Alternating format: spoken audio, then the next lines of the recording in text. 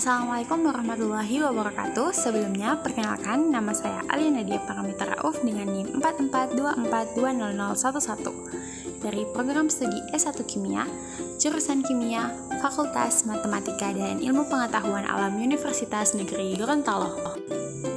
Jadi, saya akan menjelaskan sedikit terkait tentang laboratorium penunjang industri kimia, di mana untuk memenuhi salah satu tugas mata kuliah proses industri kimia yang diampu oleh Bapak Kosdiawan Sukamto SPD MT.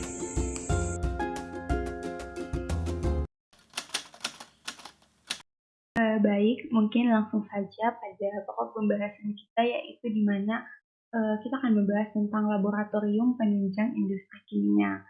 Jadi, apa sih itu laboratorium? Laboratorium itu adalah suatu tempat untuk melakukan percobaan kimia. Pada waktu membuat rancang atau bentuk desain laboratorium, aspek keselamatan atau keamanan orang-orang dalam bekerja itu sangat perlu diperhatikan. Nah, ada beberapa hal yang perlu diperhatikan oleh perancang agar laboratorium ini menjadi tempat yang lebih aman bagi orang bekerja di dalamnya. Di mana yang pertama, jika laboratorium dilengkapi dengan meja demonstrasi, letak meja demonstrasi ini berjarak tidak kurang dari 2 meter dari meja demonstrasi ke peserta demonstrasi. Nah, yang kedua, lantai laboratorium kimia tidak boleh licin, harus mudah dibersihkan dan tahan terhadap tumpahan bahan-bahan kimia yang biasa ada di laboratorium kimia. Nah, yang ketiga, ada jendela harus didesain sedemikian mungkin dalam keadaan terbuka, tirai dengan jendela ini dapat dibuka dan ditutup tanpa terganggu oleh jendela itu sendiri, di mana jendela ini harus dapat dibuka dan ditutup tanpa orang harus naik ke tempat duduk atau meja. Nah, yang poin keempat adalah setiap ruang laboratorium kimia dilengkapi 2 pintu dan yang ukurannya cukup besar dan yang membuka keluar di posisi dekat ujung-ujung luar. Nah, yang poin kelima adalah setiap ruang laboratorium kimia memerlukan ventilasi, di mana ini untuk sistem pertukaran udara yang lebih baik, di mana laboratorium dapat akan menghasilkan berbagai jenis gas. Nah, yang keenam adalah saluran listrik, di mana saluran listrik, gas, dan air dalam laboratorium harus memiliki saklar atau keran yang mudah dicapai oleh orang bekerja di laboratorium, sehingga aliran listrik, gas, atau air ini segera dapat dihentikan jika terjadinya bahaya. Poin yang ketujuh yaitu setiap ruang laboratorium kimia harus dilengkapi dengan alat-alat pemadam kebakaran yang sesuai dan diletakkan di tempat yang mudah terjangkau untuk menghindari hal-hal yang tidak diinginkan. Nah, poin yang terakhir, yang ke-8 adalah setiap ruang laboratorium kimia harus dilengkapi dengan sekurang-kurangnya dengan satu kotak PPK atau P3K yang diletakkan di tempat yang mudah terjangkau. Nah, dalam penunjang laboratorium industri kimia, di mana bengkel dan ruang teknisi laboratorium kimia, di mana banyak perbaikan alat-alat laboratorium yang dapat dilakukan sendiri oleh teknisi laboratorium.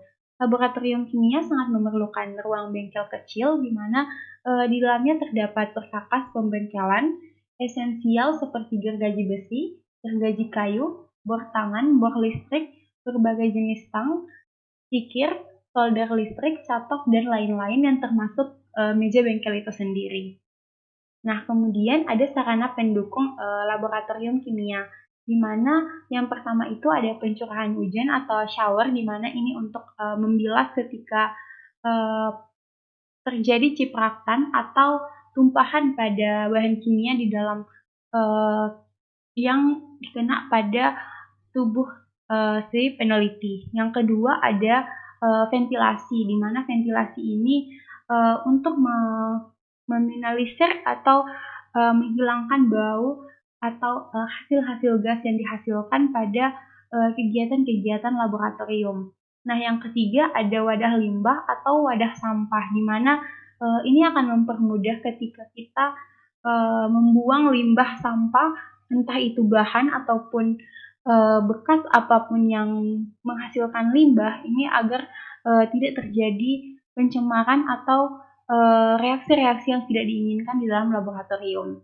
Dan terakhir ada penerangan, di mana tanpanya adanya penerangan ini untuk mempermudah juga untuk seorang peneliti ketika dia bekerja di laboratorium, dia akan membutuhkan penerangan ketika dia melakukan suatu reaksi agar tidak terjadi hal-hal yang tidak diinginkan. Nah, kemudian ada materi yang selanjutnya adalah persiapan kerja di laboratorium. Terdapat 4 poin. Yang pertama, mempersiapkan hal yang perlu sebelum masuk laboratorium seperti buku kerja, cara percobaan, jenis bahan, peralatan, dan cara membuang limbah sisa percobaan. Kedua, dilarang makan, minum, dan merokok di laboratorium. Yang ketiga, menjaga kebersihan meja laboratorium apabila meja praktikum basah, segera dikeringkan dengan lap basah. Yang keempat adalah mencatat data hasil percobaan secara lengkap, apa yang didapatkan ketika bekerja di laboratorium. Nah, kemudian ketika kita bekerja di laboratorium, tentu saja kita harus menerapkan aturan-aturan yang dimana terdapat 6 aturan. Yang pertama adalah menggunakan peralatan kerja seperti kacamata pengaman untuk melindungi mata, jas laboratorium untuk melindungi pakaian, sepatu tertutup untuk melindungi kaki. Nah, yang kedua itu dilarang memakai perhiasan yang dapat rusak karena ada bahan kimia di laboratorium sendiri. Nah, yang ketiga itu melarang menggunakan sandal ataupun sepatu terbuka untuk menghindari tumpahan-tumpahan dari bahan kimia sendiri. Nah, yang keempat adalah ketika wanita atau pria yang memiliki rambut panjang ini harus diikat atau ditutupi untuk menghindari menghindari terjadinya pertumpahan zat kimia itu sendiri. Nah, yang kelima adalah biasakan mencuci tangan dengan sabun air bersih, terutama ketika melakukan praktikum, di mana ketika kita selalu menjaga kebersihan, maka akan mendapatkan hasil yang setidaknya akurat dari apa yang dikerjakan di laboratorium. Nah, yang keenam adalah ketika bahan kimia ini terkena kulit, jangan digaruk ataupun dibiarkan begitu saja. Itu segera dibilas dengan air atau meminta pertolongan pertama kepada asisten laboratorium atau yang menjaga ketika praktikum itu berlangsung. Mungkin hanya itu yang bisa saya sampaikan. Akhir kata dari saya, wassalamualaikum warahmatullahi wabarakatuh.